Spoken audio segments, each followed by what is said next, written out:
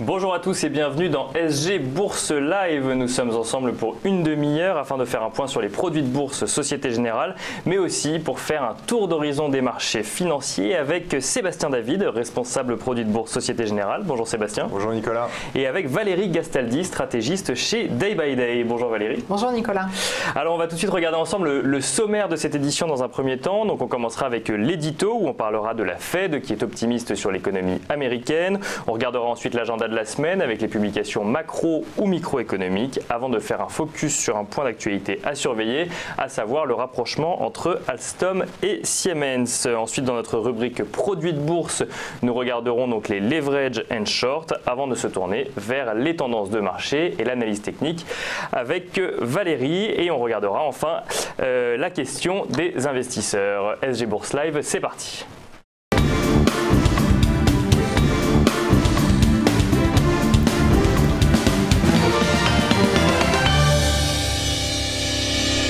La Fed voit la vie, ou en tout cas l'économie américaine, en rose, puisque son président, Jérôme Powell, s'est exprimé hier devant la commission bancaire du Sénat, qui intervient 2 fois par an aux États-Unis. Il a affirmé qu'il pensait que l'économie se portait bien, mais a également annoncé une phase de croissance stable, à condition bien sûr que la Fed mène une politique monétaire adaptée. Des propos on ne peut plus clairs qui ont rassuré les marchés, montrant que la Fed se rapproche de son double objectif annoncé, l'emploi et l'inflation, 10 ans après la crise des subprimes qu'a connue les États-Unis, mais également l'ensemble du monde. Selon les mots de Jérôme Powell, avec une politique monétaire appropriée, le marché du travail restera vigoureux et l'inflation se maintiendra à 2% pendant plusieurs années. Un taux d'inflation proche des objectifs de la Fed et une croissance qui ne semble pas vouloir faiblir selon son président, qui décrit des créations d'emplois robustes, des résultats après impôts en hausse et des ménages optimistes qui ont soutenu des dépenses de consommation ces derniers mois, avec également un investissement des entreprises qui a continué à augmenter à un bon rythme. Des bonnes nouvelles qui poussent la réserve fédérale américaine à continuer à relever progressivement les taux des Federal Funds afin de suivre le renforcement de l'économie sans aller trop vite afin de ne pas affaiblir la croissance. Le président de la Fed n'en a pour autant pas dit plus sur le rythme de la montée des taux, ni réagi aux voix un petit peu discordantes au sein de la Fed qui souhaitent marquer une pause dans le relèvement des taux. En ce qui concerne les risques liés à une guerre commerciale possible, le président de la Fed s'est là aussi voulu rassurant. Il a reconnu une incertitude entourant la politique de guerre commerciale de Donald Trump qui pourrait mettre en péril la reprise économique mondiale selon l'OMC. Il a cependant ajouté qu'il était difficile de prévoir le résultat des discussions politiques commerciales en cours.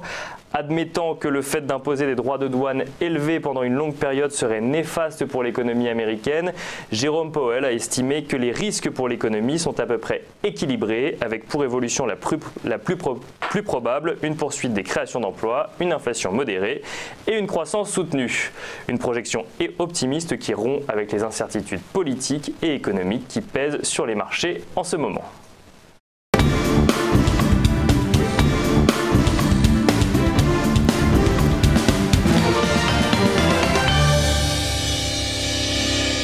On regarde maintenant les publications macro et micro. Alors on commence par les publications macro. Aux États-Unis seront publiées d'ici la fin de la semaine l'enquête de la Fed de Philadelphie pour le mois de juillet, ainsi que les indicateurs économiques avancés pour le mois de juin.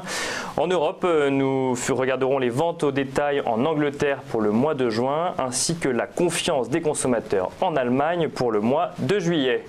Côté publication des entreprises aux États-Unis, Philip Morris International ou Alstom publieront leurs résultats trimestriels. En France, ce sera Dassault Aviation ou Publicis Group qui publieront eux aussi leurs résultats trimestriels.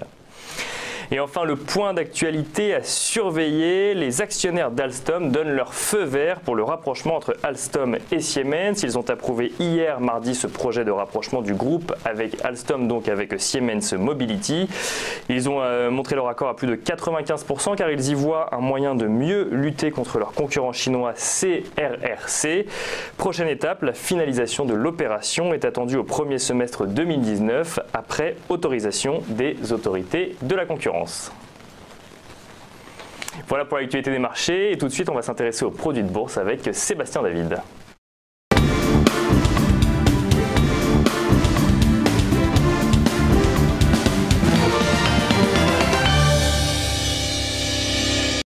Et alors, dans les produits de bourse, on va commencer comme d'habitude, Sébastien, avec le top des sous-jacents. Et en première position, le CAC 40. Effectivement, le CAC 40, alors sur les leverage et short, il y a plusieurs CAC 40, il y a plusieurs indices avec des leviers différents. On a des leviers qui démarrent à 3 sur les leverage et short, qui vont jusqu'à 15, sachant qu'on peut investir à la hausse et également à la baisse. Donc les leverage CAC 40 jusqu'au leverage CAC 40 x 15 et des shorts CAC 40 x 15 si on est baissier sur cet indice. On voit dans ce classement qu'on retrouve l'or bien classé, évidemment quand il y a une hausse de la volatilité. Les investisseurs se positionnent sur ce sous-jacent. On a des gold qui répliquent les performances donc de l'or avec un levier jusqu'à x10. Donc ça veut dire qu'on multiplie les performances journalières sur ce sous-jacent. On retrouve également des actions. Renault bien classé. Sur les actions, dans notre gamme de certificats leverage et short, on a des effets de levier jusqu'à 5, entre 3 et 5, suivant les différentes actions. On a également plusieurs indices, indices européens et indices américains. En général, on est toujours aux alentours de 80% sur le CAC 40 avec 3 leviers qui sont les plus traités, les CAC 40 x5, x10 et x15. Alors évidemment des leviers importants, mais on sait que ces produits sont uniquement pour des investisseurs avertis, on va le voir durant cette présentation. Alors justement, certificat leverage et short, c'est vrai que bon, le terme peut paraître un peu barbare quand on s'y connaît pas. Qu'est-ce que ça veut dire en fait? Leverage et short, déjà c'est deux stratégies un peu différentes. Alors il y en a une, c'est une stratégie haussière à levier, donc avec les leverage, et une stratégie baissière avec les shorts, donc à levier également. Tous ces produits, c'est uniquement pour des investisseurs avertis. Pourquoi? Parce que quand on a un effet de levier de 10, si le CAC 40 gagne 1%, votre produit lui peut gagner 10%. Mais si on perd 1%, votre produit peut perdre 10%. Donc ça va extrêmement vite dans les deux sens. Il faut être réactif sur le marché, il faut avoir la possibilité de suivre le marché en temps réel et pouvoir éventuellement se positionner et revendre sa position en fonction des mouvements de marché. Ce qui est important à souligner sur ces produits, c'est une exposition aux variations quotidiennes du sous-jacent. Alors pourquoi? Parce que sur plusieurs jours, mettons on va dire sur 2 jours un peu pour forcer le trait, si le CAC 40 gagne 10% et que vous avez un levier de 5, votre produit va gagner 50%. Si le CAC 40 perd 10%, votre produit va perdre 50%. Mais si le lendemain, par exemple, on revient sur le même niveau, donc le CAC reprend 10%, votre produit, si on perd 50%, on va reprendre 50%, mais sur une base, mettons on était à 100, on tombe à 50. Donc on ne revient pas à 0. Et on ne revient pas à 0. Là on va revenir à 75, donc on aura une perte sur le produit. Si on est en hausse, par exemple on gagne 50% et qu'on revient à 0, on aura un petit peu moins perdu. Donc en fonction des phases de hausse, si on a des phases successives de hausse, ça va être positif, le fait qu'on ait on est exposé aux variations quotidiennes, mais si on a des phases successives de baisse et de hausse, on peut avoir des variations importantes en fonction de ce que fait le sous-jacent sur plusieurs jours par rapport à ce que l'accumulation en fait journalier. Et c'est ça qu'il faut bien suivre. Et pour recalculer la performance du produit, il ne faut pas regarder sur une période ce qui s'est passé sur le sous-jacent, mais il faut recalculer sur chaque jour ce qui s'est passé. Et évidemment, plus le levier est important, plus les variations peuvent être importantes, vont différer de ce qu'a fait l'indice sous-jacent, donc avec un effet qui peut être favorable ou défavorable, mais évidemment lorsqu'on a des questions c'est souvent parce qu'il y a un effet défavorable, mais ces produits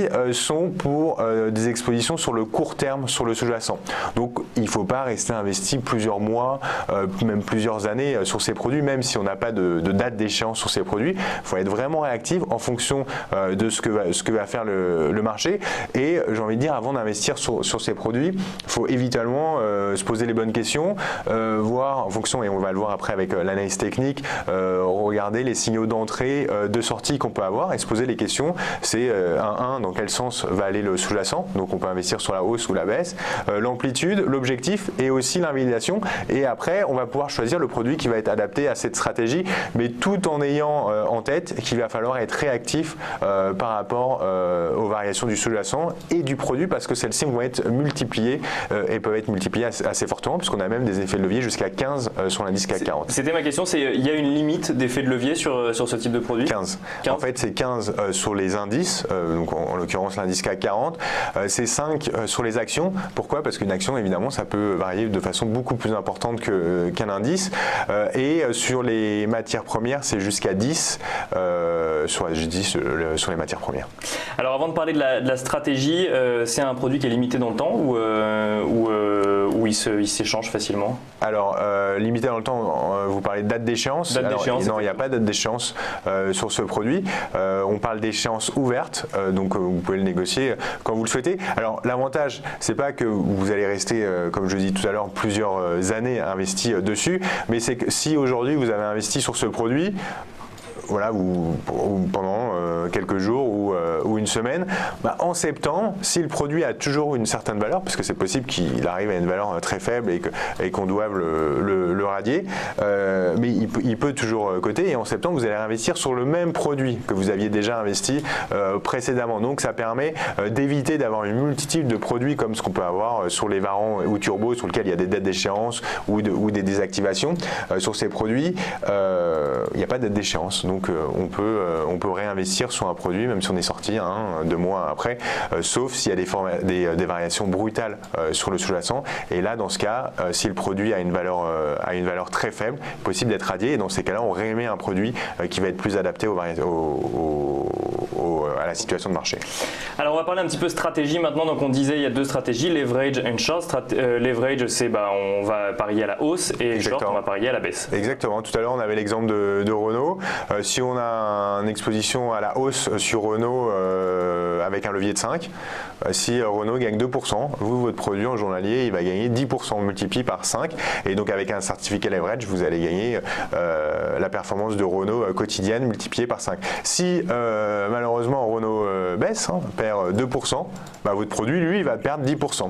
Par contre, si vous aviez investi sur un short et que Renault baisse de 2%, là, vous allez gagner 10%. Par contre, si ça monte, vous allez perdre 10%. Donc, il y a 2 types de stratégies. Évidemment, c'est en fonction de vos anticipations de marché à bien sélectionner soit la hausse avec un certificat leverage, soit la baisse avec un certificat short, avec le levier qui va être adapté à votre profil rendement risque. Tout à l'heure, je parlais d'un levier jusqu'à 15 sur l'indice CAC 40. C'est l'effet levier maximal.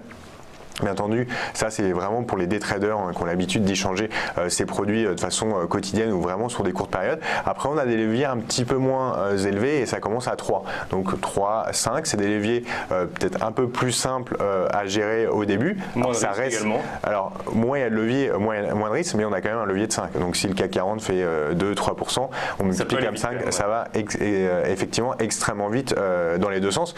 Mais plus le levier est important, plus le risque est important. Donc évidemment, moins le levier est important, moins le risque est important, sachant que on peut perdre jusqu'à l'intégralité de son capital s'il y a des forts mouvements de marché. Si par exemple le marché perd 20% et que vous avez un levier de 10, évidemment, au bout d'un moment, on arrive à un prix proche de 0. Et alors, il est important de le préciser, la performance est calculée sur le dernier cours de clôture de l'indice. Sur le cours de clôture en fait de l'indice, ça c'est important de le souligner. Alors souvent on a des questions parce qu'on ne retrouve pas exactement les mêmes performances quand on regarde le produit et le sous-jacent. Pourquoi le produit va coter de 8h à 18h30 en bourse? L'indice, c'est l'indice CAC 40, il va coter de 9h à 17h30. Donc, il y a une petite différence à chaque fois entre la clôture du certificat qui intervient à 18h30 et l'indice qui intervient à 17h30. Et s'il y a des fluctuations importantes, évidemment, le lendemain, il va y avoir un ajustement qui va être fait. Mais en tout cas, ce qu'il faut bien savoir, c'est le cours de clôture de l'indice qui fait référence pour calculer la performance de votre produit. Alors, on va regarder le mécanisme un peu plus en détail. Donc là, on est sur un leverage. Voilà, il y a un mode d'emploi que vous pouvez nous expliquer parce qu'il y a un premier investissement et ensuite un emprunt.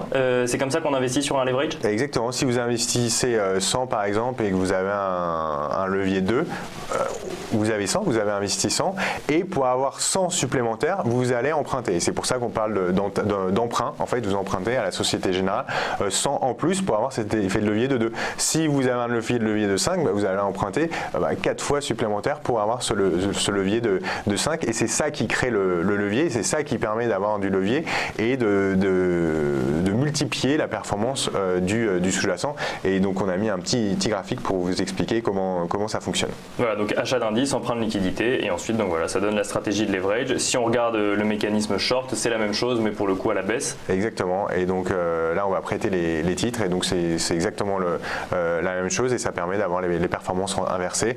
Et donc à chaque fois, c'est 2 fois les intérêts ou 3 fois les intérêts en fonction du levier qu'on a sélectionné. Alors on va regarder rapidement quand même les avantages et les inconvénients, on les a un petit peu donnés. Avantage, on peut gagner énormément. Inconvénient, il y a un risque, on peut perdre énormément également. Exactement. Avantage, on a un effet de levier, donc on peut gagner, on peut multiplier les performances 2, 3 ou jusqu'à 15 fois sur l'indice. C'est facilement négociable, c'est négociable en bourse, négociable sur son compte titre. Donc ça veut dire. On s'adresse à son banquier ou alors, banquier, Internet directement. Alors le 95% des ordres sont faits directement en ligne aujourd'hui via son courtier en ligne, donc soit sa banque, son application. Pourquoi? Parce que ça permet d'être beaucoup plus réactif, ça évite évidemment d'appeler son banquier ou prendre rendez-vous avec son banquier, ça va pas être forcément. Voilà, on le fait tout seul, ça va être plus simple et ça permet d'être plus réactif parce que d'avoir de la réactivité sur ce genre de produit aussi. Voilà, exactement. Faut être réactif et j'ai envie de dire, faut être autonome quand on passe cet ordre parce qu'on peut pas se permettre de perdre quelques minutes ou quelques heures pour la revente de son produit. Transparence parce qu'on a accès à la cotation en temps réel. Vous avez accès à la cotation chez votre courtier en bourse de Paris ou même évidemment sur le site Société Générale. Vous allez voir le prix évoluer tout au long de la journée en fonction des variations du sous-jacent, le risque de perte en capital qui peut être total sur ce type de produit. Effet de levier, qui dit effet de levier qui fonctionne à la hausse mais également à la baisse. Donc attention lorsqu'on traite ce type de produit, ça ne s'adresse pas à tout le monde, ça s'adresse pour les investisseurs avertis, voire très avertis, et toujours avoir un produit qui est adapté en fonction de son profil rendement-risque. Si on a 10 000 euros d'investissement à mettre en bourse, on ne va pas mettre 10 000 euros sur ce type de produit. Évidemment, il faut diversifier son portefeuille et on dit au maximum 5 à 10% de son portefeuille sur ce type de solution à levier. Alors évidemment, plus le levier est important, plus la position pourra être petite, mais attention lorsqu'on traite ces produits. Dernier point, on a vu des sous-jacents qui cotent en dollars, par exemple l'or, le Brent ou des indices américains. Il y a un impact de l'effet change sur ce type de produit, donc à bien prendre en compte lorsqu'on investit dessus. Voilà, donc à retenir une exposition aux variations quotidiennes du sous-jacent, des investisseurs avertis, nécessite un suivi quotidien et donc vaut mieux en ligne comme on le disait, et requiert une bonne maîtrise du mécanisme à levier. C'est bien ça ce qu'il faut retenir sur Exactement, on ne débute pas en bourse avec ce type de produit, il faut déjà avoir une certaine expertise. On a évidemment souligné les points importants, variations quotidiennes, comme je dis tout à l'heure, si vous regardez la performance de l'indice CAC sur une semaine, ce sera peut-être 1%, votre produit ne va pas faire 10%. Il va falloir recalculer les performances quotidiennement. Alors ça peut être positif ou négatif.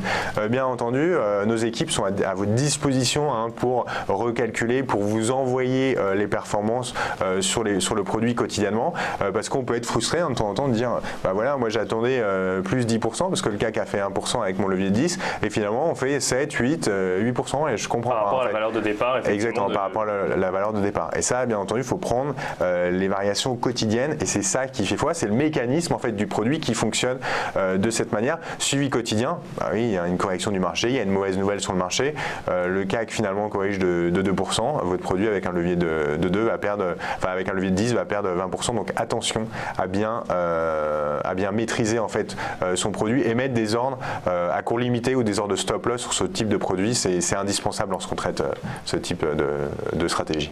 Alors on va maintenant regarder l'application concrète de ces produits directement sur l'analyse marché avec Valérie Gastaldi.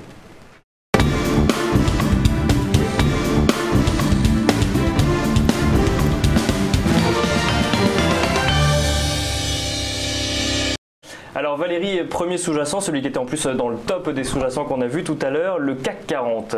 Oui, comme chaque semaine, on fait un point sur le CAC 40.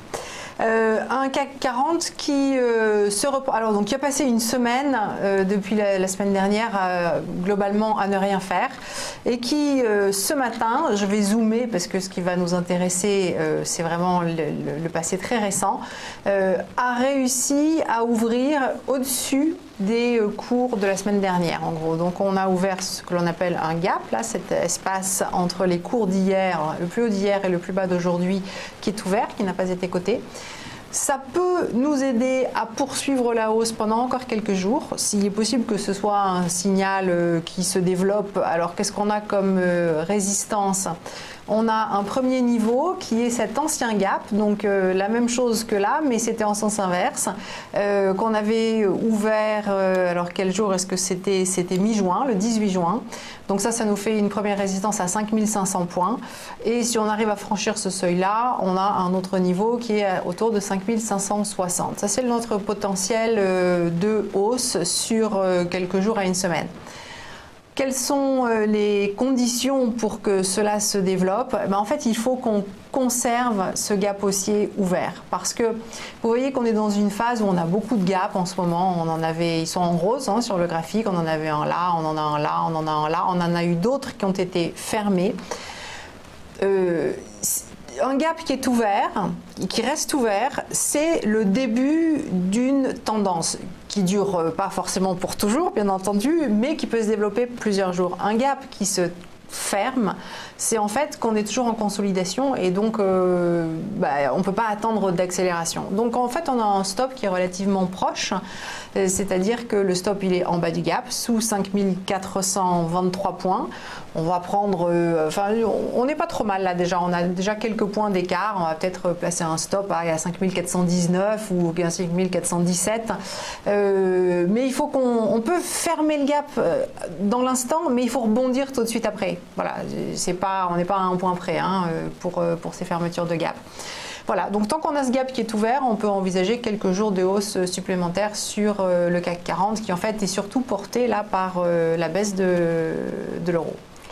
Du coup, Sébastien, dans ce contexte, on serait plus sur un leverage alors? Exactement, un leverage. Alors là, on a forcé un peu le trait, on a pris un x15, mais bon, c'est du court terme. Ça, c'est pour ceux qui n'ont pas peur du risque. Voilà, exactement. Alors, sachant qu'on a des leviers de 3 jusqu'à 15 sur l'indice CAC. Le cours à 40,38, évidemment, ça évolue en permanence, toutes les secondes sur ce type de produit, donc à vérifier chez son courtier ou sur le site sgbourse.fr. L'ISIN pour le négocier ou le mémo CL15S. Si par contre on pense que le marché va se retourner, on a pris un CAC x10 short qui valait 72,50 hier et pour le négocier le S10CS. Alors ça c'était pour le CAC 40, on va regarder maintenant une action, comme on peut utiliser effectivement les actions en sous-jacent et on va regarder Peugeot. Oui, écoutez, Peugeot a un parcours qui n'a absolument rien à voir avec les autres valeurs du secteur automobile. Elle reste très soutenue. Vous voyez qu'on est à proximité des sommets de 2018. Et ce qui a retenu notre attention, c'est que la semaine dernière, donc, on a consolidé à plat. On a créé un soutien à 20,74 qui a franchement été testé à de nombreuses reprises. Ce matin, on a ouvert un gap comme sur l'indice. On n'a pas encore franchement dépassé les plus hauts d'hier. Vous voyez qu'on hésite, on a tenté, on revient un petit peu, etc.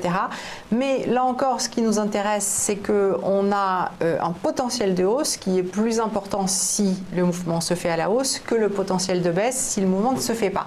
Parce que la hausse peut nous emmener au moins jusqu'à 22,21. Il faut prendre un petit peu plus d'historique, enfin beaucoup plus d'historique. Donc on ne va pas aller rechercher le niveau dans le passé, il est vieux ce niveau. Mais la hausse elle sera invalidée, donc il faut placer son stop sous 20,74. C'est pas très éloigné comme niveau et la tendance, vous le voyez, reste quand même forte pour Peugeot dans l'ensemble des valeurs françaises. Du coup, un certificat leverage, mais un leverage prudent, Sébastien. Prudent, c'est quand même 3. Donc avec les valeurs automobiles, ça peut aller assez vite également. Donc cours à 3,43 et le mémo 70,69S. Évidemment, il y a pour les plus sportifs, il y a un x5 sur Peugeot également. Alors au niveau matières premières, on aurait pu choisir l'or, mais nous avons choisi l'argent, Valérie. Oui, il se passe en fait la même chose et on a trois suggestions à venir qui sont toutes liées au mouvement a priori sur le dollar actuel, renforcement du dollar. Alors l'argent, le silver, mais écoutez, vous voyez que d'abord c'est baissier depuis un petit moment, mais c'est baissier et là je vais me mettre plutôt sur cet onglet qui nous représente l'évolution de l'argent depuis 5 ans. Donc on était là très haut en septembre 2013, on a refait un point haut qui se distingue en juillet 2016, et puis vous voyez qu'il n'y a plus rien, une très très longue consolidation avec des sommets en baisse. Et voilà ce qui se passe depuis le début de la semaine. On est en train d'enfoncer cette ligne ici de creux. Alors cette ligne de creux, elle n'est pas super précise, mais ce qui nous intéresse, c'est que je mets là ce qu'on appelle un graphique en clôture hebdomadaire. Donc j'ai les cours du vendredi soir en clôture. Ce sont des cours qui ont plus d'importance que les cours de clôture quotidienne, et les cours de clôture mensuelle sont aussi particulièrement importants. En fait, on est en train d'enfoncer potentiellement ces niveaux-là. Donc la semaine n'est pas terminée, mais on a quelque chose qui va avoir de la résonance chez les investisseurs long terme qui ne regardent leur portefeuille qu'une fois par semaine. C'est pas du tout les mêmes que ceux à qui nous nous adressons actuellement, mais ils existent aussi, ces gens-là. Donc sous 15,70, pour eux, on va donner un signal. Donc on va revenir sur notre graphique de court terme. Voilà, je zoome. Donc, à court terme, le niveau était plus précisément à 15,63. On est en train d'accélérer à la baisse. Si on est vraiment très court terme, on peut intervenir avec un stop au-dessus de 15,86. Et on va viser un premier support à 15,19, mais sinon 14,62. Ça peut paraître très éloigné, mais c'est un peu un qui tout double, là, en ce moment, hein, vraiment. On a eu une tellement longue consolidation que ce signal qui intervient sur des horizons de temps moyen terme, potentiellement, ça peut avoir un développement assez marqué dans les 10-15 jours à venir. Voilà. Soit c'est un faux signal, on réintègre tout rapidement, soit c'est quelque chose qui va quand même bien faire du mal dans les comptes.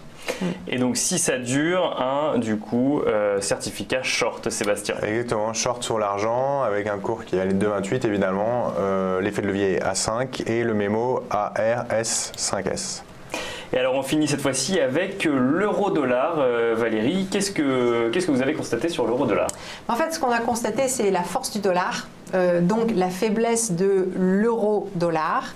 Vous voyez que cet euro, depuis le début de l'année 2018, d'abord il a consolidé, puis on a violemment accéléré à la baisse. On a rejoint ce niveau à 1,15 qui est un niveau très important. Là aussi, ça se remarque surtout sur les graphiques de moyen terme. Vous voyez que 2015, 2016, début 2017, on était tout le temps sous 1,15. Et quand on a franchi ce niveau-là, maintenant il nous sert de support. Donc on est en train de tester ce support. Gros enjeu, parce que si on l'enfonce, on retourne à 1,05. Bon, pas tout de suite, mais ça sera... voilà. Donc là encore, ce sont des niveaux qui sont en train de chatouiller les investisseurs long terme. Donc des niveaux sur lesquels on peut avoir des suivis et des capitaux qui s'enclenchent relativement importants. Cet euro-dollar... À court terme, justement, il a consolidé, donc on voit qu'on a toujours ce support à 1,1510, mais on a toute une série de sommets qui sont de plus en plus bas. Donc ce dont ça témoigne, c'est d'une pression baissière.